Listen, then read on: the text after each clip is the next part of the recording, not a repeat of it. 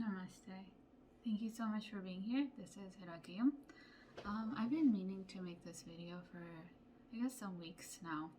And I'm not here to criticize a religion or push it against any religious philosophy or any type of philosophy really, but just to share my own experiences of my own relationship with some higher power and relationships of others that I've seen and how they see themselves relative to some higher power. So I've already mentioned in another video, I grew up in the ghetto. So the first one time when I was around 5, we lived in a really bad part of the ghetto. Our house, not really house, our apartment got broken into so many times. It was just normal. It didn't even bother me that our apartment got broken into. And then we moved into a better part of the ghetto, and the better. By the time I was in middle school, we were almost not in the ghetto, but we were still kind of in the ghetto. Our bikes got stolen. My brother almost got mugged one time. But it was an upgrade relative to when I was 5. But needless to say, I had a very disempowered outlook on life at that time. And so I believed in God, but I also saw myself as a peasant. So God was some higher, the King of Kings, and I was a peasant in life, going through life as a peasant. And I was doing things for God. I tried to be good, whatever my definition of good was at that time, right? And I would fast, and then I would, try to pray. I grew up in a Muslim household. So, but then around, I was sexually abused for 5 years, and then after 5 years, my cousin who sexually abused me, he said, you're gonna go to hell. And that was the first time that this concept of God and me got shooken up, right? And even the concept of good and bad and heaven and hell. And then I had other instances in my life where this concept was shaken.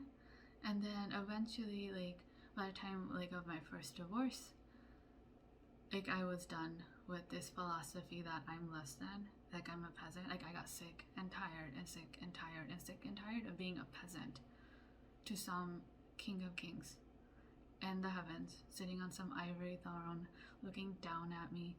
And he was angry, or he was resentful, and if he was gonna burn me for eternity, I didn't give a fuck. I was done. And that was a really pivotal moment for me. And it wasn't just a moment, it was a series of moments. And then, but it led to letting go of my own beliefs relative to God, or even my image of God. And now I don't even refer to God as God. I like the word source because it doesn't hold all that. For me, it doesn't hold all that baggage and all that, I guess the energy of I'm a peasant and you're nobility, and I will never be anything more than a peasant in life. So so for me, going from that one concept to the concept of source was a radical shift for me. And it was definitely gradual, but once I finally made the shift, it made such a difference in my life. And even just my outlook on all aspects of my life. And so now I see myself as an extension of source energy, and not less than. I'm not saying I'm God, but I'm also not, I'm saying that I'm not a peasant, that I'm an empowered being. And what I want, and if I ask for something, it is given. I don't pray anymore. I stopped praying many years ago. I stopped praying, fasting, I stopped that religious dance, those movements. And I feel such a new sense of freedom once I shifted my beliefs into an empowered being, instead of a being that's a peasant, that's just making do in life, just scraping by, right? Not that we were so poor that we were scraping by, we didn't go hungry, but I saw myself as that, right? In a perpetual state of struggle. So, but now I see myself as an extension of source energy, and that there is God, and that he's not of condemnation. He's not going to condemn me. He's not revengeful. He's not angry.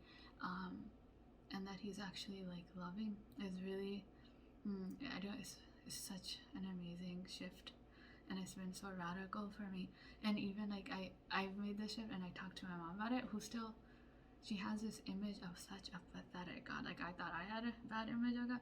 Her image of like source is so pathetic. Like, in her world, the source or God, whatever she wants to call it, like, not only is she a peasant, but like she's even lower than a peasant because she's a woman. So in her world, like, God created man, and then he created a woman, and a woman were less than man. So like she's like a peasant of a peasant. Like, so, and I mentioned this to her, and she doesn't really want to change. And then this belief led for her in her life, it unraveled as like a 30-year-long abusive marriage. Like, my dad was verbally abusive and at times physically abusive too. Like, and the type of person you don't want to be around. I don't know how else to say it. He was a dick, a chauvinistic dick. And then she stayed with him because she was like, she felt like that's what God wanted, you know. And then in her worldview, the world was just like a wheel of fortune for everyone. And for some people, they got lucky and things were great, and for other people, no matter what, like, the wheels of fortunes, the odds work against you, and that's how it was, and oh well, suck it up and deal with it, you know. Like, it's so, and I thought it's so bad. It's so disempowering. And like, and then, you know, like with my mom, like, she has to like make up for her feeling of lack because she's a peasant of a peasant in her worldview and her being relative to God. So like, then she'll be like rolling her beads all the time. She'll wake up at 4 in the morning to pray. She'll fast for no reason because she needs to make up for lack of everything. Like, she's just not good enough. So like, that's how she always feels, that like somehow that she'll never be good enough. And I mentioned it to her. I told her, I'm like, your God is pathetic. Like, you can shift, you can make like gradual changes into your view of God, and it is just a belief. Your life is about your beliefs. These beliefs are the lenses with which you see the world around you.